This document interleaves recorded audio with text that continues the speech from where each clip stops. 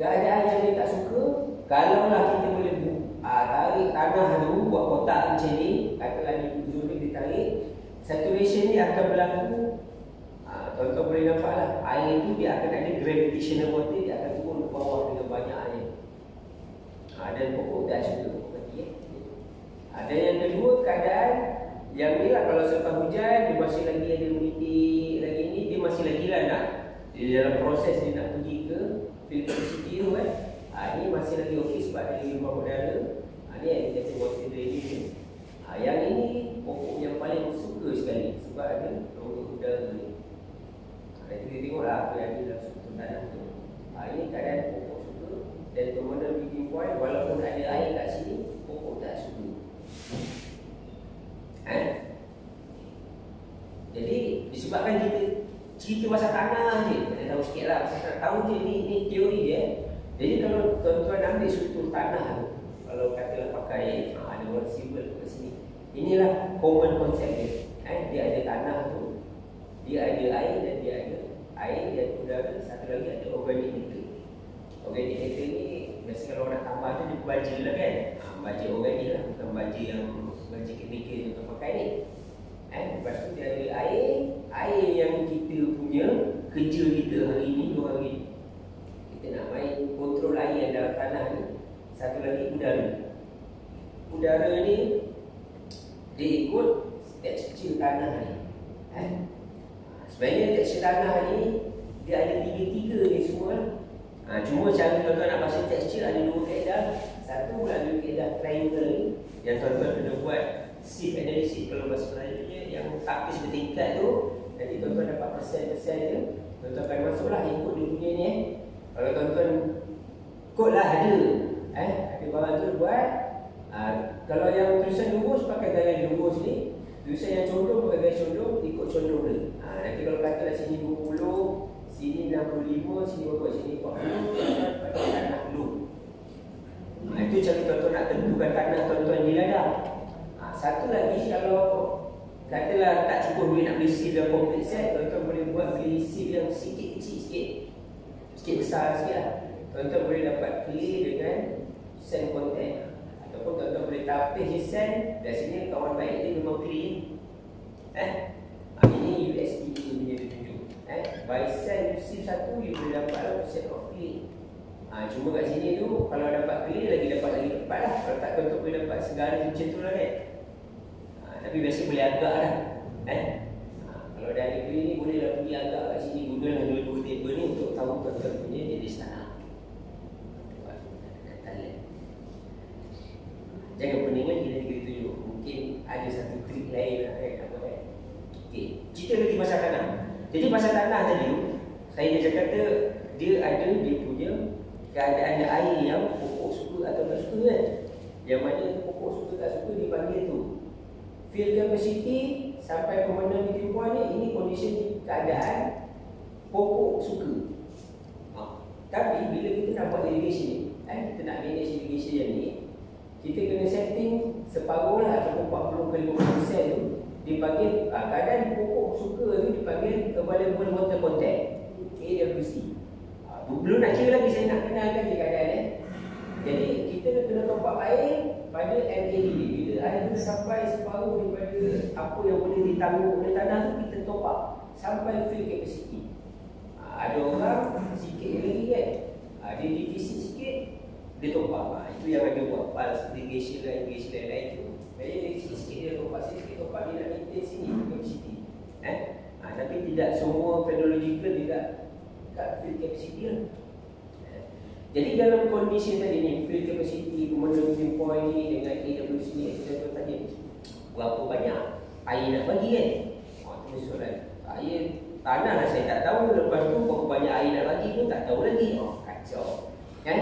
Teori ni kena teori dulu, lepas tu buat shortcut. Jadi dalam keadaan jadi field capacity, permanent meeting point, AWC ni, kalau ni orang putih buat, dia dah gambarkan dalam bentuk macam ni Tapi tuan-tuan ada jenis tanah yang banyak ni. Katalah tuan-tuan ada tanah loam. Tanah loam ni dia kata yang ni kalau simbol FC ni field capacity, dia kata dia boleh tampung 25% daripada dia punya volume. Ni volume sentimeter cube per sentimeter cube. Dan persen, yang ini semua dalam persen. Jadi kalau tuan-tuan punya tanah tu tuan-tuan juga dalam sentimeter cube, tengok je lah guna dia sebagai persen lah. Ataupun boleh jadi mn, m per n, meter per meter, berapa dalam berapa luas tu, tuan-tuan kali je berapa persen daripada isi pandu tuan-tuan tu. Dapat? Saya nak tanya, macam mana saya nak tahu kadar tanah saya? Itu nanti nak buat amali ke nak ni? Kiri. Kita ada orang sibuk lagi boleh bantu lah. Saya salah. Jadi tuan-tuan kena tak payah kira lah. Kalau tuan-tuan dah tahu tuan-tuan punya tanah sini, tuan-tuan tinggal tengok di jadual ni dah boleh agak lah. Contoh kalau tuan-tuan punya tanah tu 20% daripada tuan-tuan punya volume tanah yang saya kata tu bawah kanopi tu adalah air. Dan dia punya 10% daripada air tu tak boleh pakai. Jadi air yang boleh pakai 15% sahaja. Tuan-tuan kena assume lah tuan-tuan punya pokok ni yang besar, root zone efektif berapa dalam, kira isi pandu dia. Semudah itu je dulu. Nak tahu berapa tanah tu boleh tampung air. Berapa banyak tanah tu, dia macam baldi lah, tanah tu macam baldi lah. Berapa banyak air nak tampung tu, gunakan yang ni. Okay, settle buat tu. Sebab apa tuan-tuan kena tahu berapa banyak tanah tuan-tuan kena boleh tampung air. Sebab nanti tuan-tuan nak top up air tu, tak adalah tuan-tuan top up sebanyak je. Suka hati top up kan, saya nak bagi pupuk air ni 1000 liter. Rupanya tanah tu dia boleh serap 100 liter je. Yang lain tu semua terinfiltrate ke bawah, yang pupuk tak mau. Okay. Jadi kalau tuan-tuan tengok kondisi tadi tu, kalau dibentukkan yang ni, kalau saya tukarkan dalam bentuk graf, kondisi yang kita kena develop yang di sini. Maknanya FC antara FC dengan WP, tapi kita ada NAD kat separuh sini, NAD. Nantilah kalau nak buat irrigation scheduling, tak cukup sebenarnya tak ada irrigation scheduling kan. Jadi kat situlah setiap kali dia jumpa NAD tu, kita terus buat irrigation tu. Kita 3 hari sekali kita bagi irrigation. Macam tu. Tanah lah, kalau pokok pit lain, soilless media air itu lain Okay. Jadi kalau kita, saya bagi konsep lagi konsep yang EWC tu saya takut tuan-tuan tak faham kan? Kalau tuan-tuan tengok 3 gambar ni, 1, 2, 3 keadaan tanah yang berlainan, dan ada satu gambar letak ada. Tuan-tuan bayangkanlah dia sebagai baldi yang ada satu lubang kosong kat sini. Kalau lebih dia akan buang air, overflow. Overflow tu masuk pokok tanah. Pada keadaan tak ada air, macam inilah baldi kita tak ada air. Bila ada air penuh, baldi kita penuh. Tapi yang ni dia akan start overflow lah kalau saturation. Dan bila overflow tu dah habis, barulah dia akan develop fill capacity selepas beberapa hari. Kalau polybag dengan kopi tu, selepas beberapa jam dia akan develop fill capacity dia. Kan kalau tuan-tuan baca investigasi orang, bagi irrigation sampai polybag nanti ke? Kan? Sebenarnya sampai polybag ni lah, banjir ni. Menitik tu baru dia keluar baru. Sebenarnya bukan tak boleh, tapi awak membazir banjir lah. Lepas tu ada pula teknik, macam-macam teknik lah. Tak apalah, itu janji pokoknya berhasil. Kita tak kisah, tapi konsepnya macam itulah. Dan kalaulah kita letak pokok, pokok ni kita letak ada satu akar yang selesa lah, yang besar ni maksudnya akar selesa lah. Dia tak payah buat kecil berat. Satu lagi kita kata kita ada akar emergency. Pada keadaan yang fill capacity ni, tengok akar pokok yang besar ni dengan senang hatinya dan pokok bergembira menyerap air. Maknanya pokok senyum kan? Dan apabila tuan-tuan tak isi air, pokok ni memang akan minum air. Bila sampai satu masa, dia stres. Dia stres, bermaksud dia lah akar yang lain yang akan tumbuh sini. Akar stres. Pokok tak suka lah. Tapi ada kondisi memang kita kena streskan dia supaya dia berbunga. Tapi dia jangan sampai dia mati. Wilting point ni maksudnya akar yang kecil ni pun tak dapat air. Mati Bila yang kecil tak dapat air, mati ni tidak boleh lagi dirawat. Terus mati soalan tanah betul tak macam ni ujung pun naik kan. Prevention is better than cure lah maksudnya. Kita paru ni lepas tu baru kita tukar air. Boleh dapat tak analogi macam mana air tu? Yang diperlukan oleh tanah, kita nak set up condition macam mana. Dan kalau biasanya kalau kita tengok pula tanah ni, tak adalah tanah tu gambar macam seketul soal ni semua sama.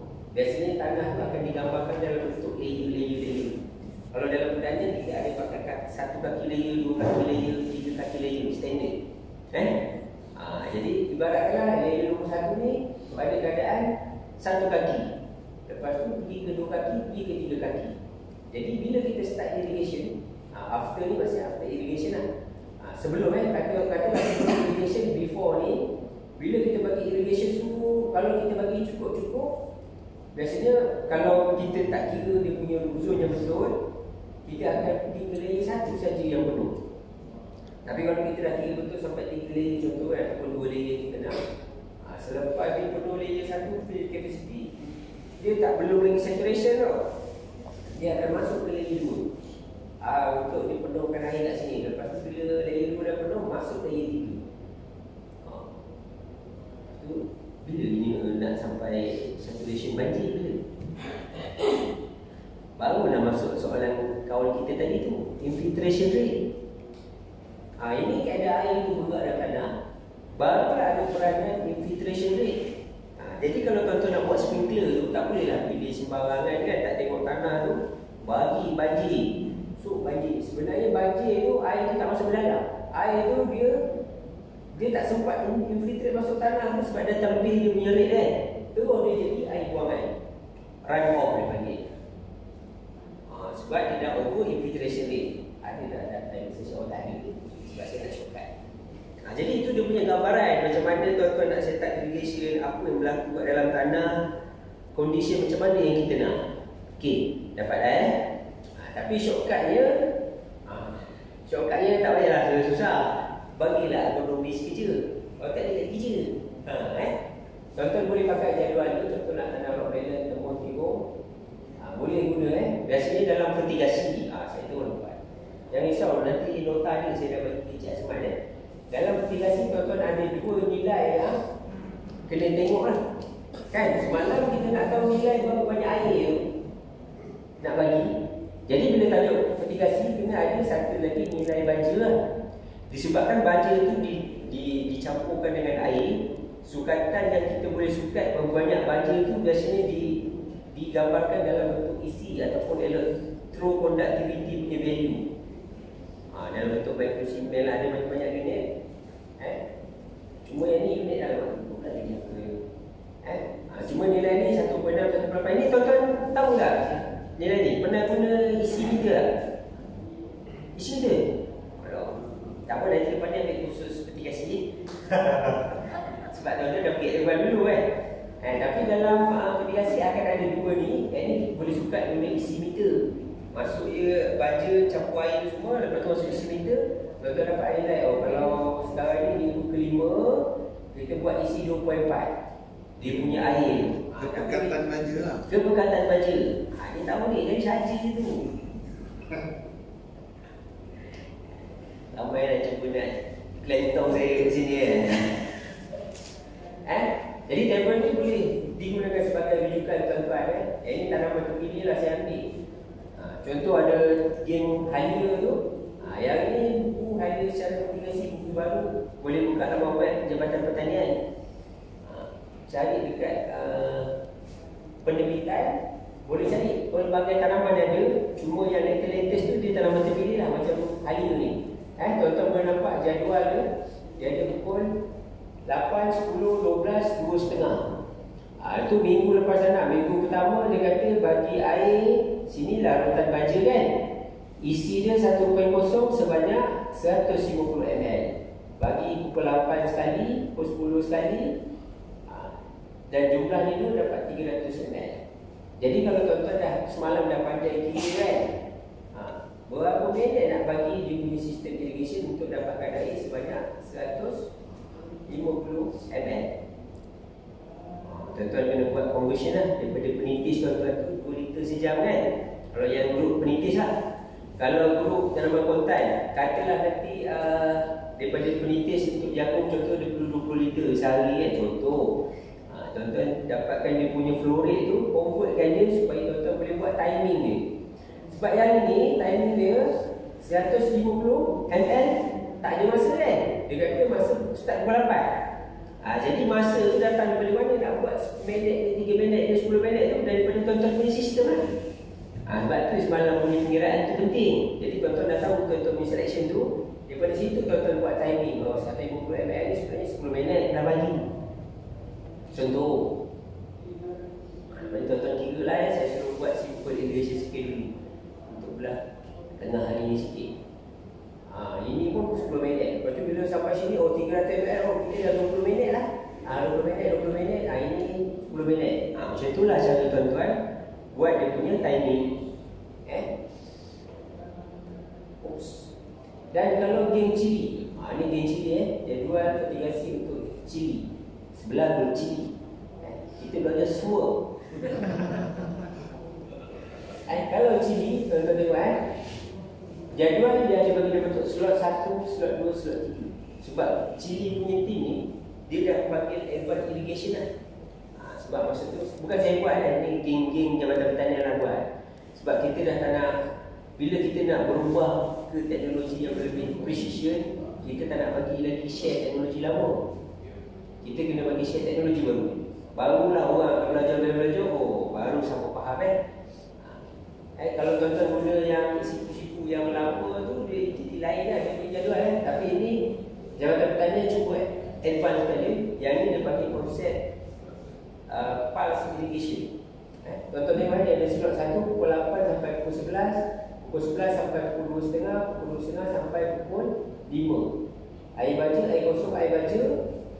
Yang ni macam tadi nak tengok 1.8 sampai 3.0 ikut dia punya umur. Lepas tu berapa banyak air, berapa banyak air. Nanti tuan-tuan letak berapa tuan-tuan punya sistem tu, berapa minit boleh letak kat sini. Dan tuan-tuan tengok pukul 8 sampai pukul 11 dia kata bagi air 6-10 kali. Tapi total air tu 6 hingga pukul 11 tu,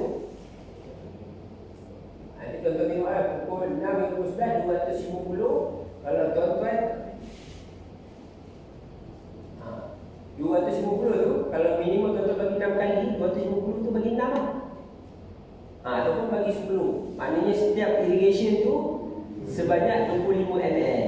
Kalau guna PCJ tu lebih kurang 1 minit lebih sikit. Sebenarnya 1 minit tu tak bagus untuk sistem pengairan. Dia kena minimum 2 minit. Kena buatlah 2 minit. Jadi jangan pakai 10 kali. Cari yang minimum. Yang ni tak bagus 1 minit ni tak bagus. Jangan guna 1 minit. Mana-mana nota saya tu suruh 2 minit is minimum lah. Buat 2 minit, tuan-tuan akan dapat ni berapa kali nak buat. Tuan-tuan setting lah masa pukul 11 ni. Tuan-tuan boleh select masa satu pattern yang tuan-tuan nak. Pukul 8, 9, pukul 10, apa kan. Itu konsep baru lah. Cuma konsep baru ni kalau tuan-tuan guna, masalah dia timer murah yang RM40 tu tak boleh pakai. Sebab yang tu dia hanya 10 kali siraman sehari, betul?